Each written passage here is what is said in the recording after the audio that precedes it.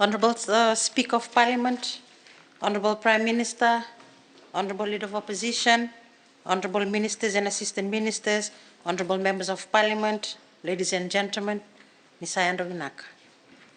Honorable Speaker, I rise to deliver my statement on the recent signing of the Memorandum of Understanding among the governments of certain Pacific Island states, including Fiji, and the government of the United States of America regarding fishing access terms for 2024, better known as the U.S. Tuna Treaty.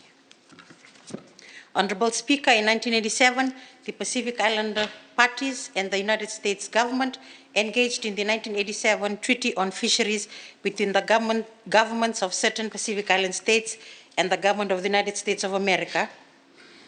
And currently, Honorable Speaker, parties to the treaty have been voluntarily applying the 2016 amendments to the treaty, which was developed in Fiji on the 3rd of December, 2016. Honorable Speaker, this treaty was built on the aspects of fisheries access to the U.S. purse seine tuna fishing fleet in the Pacific Island parties and was reciprocated with financial distributions towards the promotion of economic development in the Pacific region. These Pacific Island parties are the Government of Australia, Cook Islands, Federated States of Micronesia, Fiji, Kiribati, Republic of Marshall Islands, Nauru, New Zealand, Niue, Palau, Papua New Guinea, Samoa, and Solomon Islands, Tonga, Tuvalu, and Vanuatu. Honorable Speaker, the treaty was primarily developed on the concepts of regional solidarity under the membership of the Pacific Islands Foreign Fisheries Agency, or FFA, with the FFA being the treaty's administrator and PNG being the depository. Honorable Speaker, all of the members benefited based on the abundance of the highly migratory tuna stocks within their waters and the relative U.S. purse seine fleets associated fishing activities therein. It should be noted that within the FFA membership exist the members of the parties to the Nauru Agreement, or PNA, where the greatest fishing densities occur and where there is more to gain from the treaty. Honorable Speaker, please allow me to elaborate on the Memorandum of Understanding signed and agreed amendments to the treaty.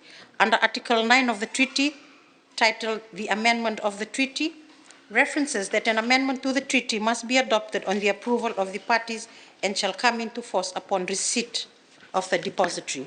Honorable Speaker, in order to allow for the fishing arrangement for the year 2024 to proceed, 6 amendments have been made and have to be signed off by the FFA membership.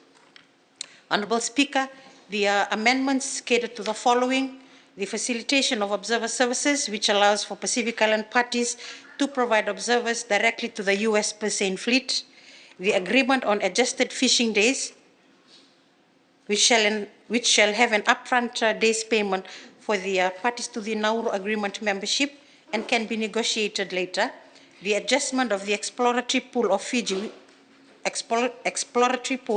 of which Fiji is a member, shall be paid $6,000 for each fishing day; the 5-day notification period to the FFA, the PNA, and Cook Islands on a new entrant of a U.S. vessel to the Cook Islands, and the standard text that note that nothing in the MOU shall prejudice the participants to the treaty.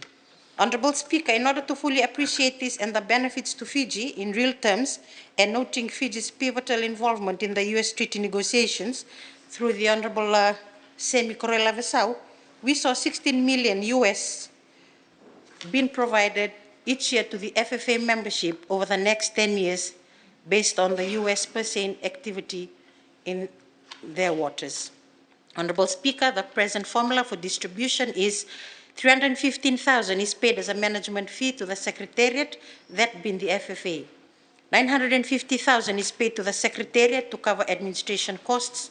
Any unused funds are returned to members, with each member receiving an equal share of any funds returned.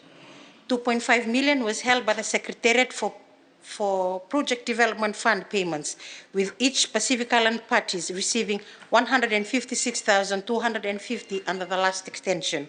A payment of $8,469 per day paid upfront to Pacific Island parties that contribute days to the vessel day scheme. The remaining funds are distributed equally amongst the Pacific Island parties. Honorable Speaker, I am pleased to advise that on the 24th of July 2024, having acquired Cabinet's endorsement, I had signed amended texts within the margin of the 23rd Annual Ministerial Forum Fisheries Committee at the FFA headquarters in Honiara, Solomon Islands. The Minister of Foreign Affairs has been advised with the process and to provide the same to the treaty's depository in Papua New Guinea. Honorable Speaker, to date, Fiji has received a total of 1.7 million US dollars monies received to close off the last 6-year licensing period, which was from the 15th of June 2017 to the 14th of June 2023. And note that this signing event will open the way to Fiji's share of the 60 million over the next 10 years.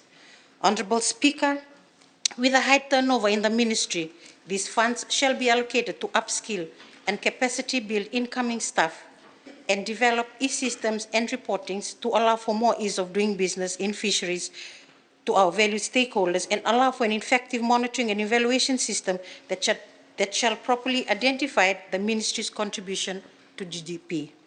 Honorable Speaker, in noting that this support under the U.S. Tuna Treaty shall continue over the next 10 years, I will ensure that the necessary technical and structural supports are provided to our people in relation to fisheries, reinforcing the concepts of supporting established private-public partnerships and cooperatives with the aim of commercialization, whilst ensuring the sustainable development and the provision of alternate sources of proteins to the nation.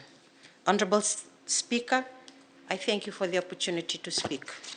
Winnarsaka.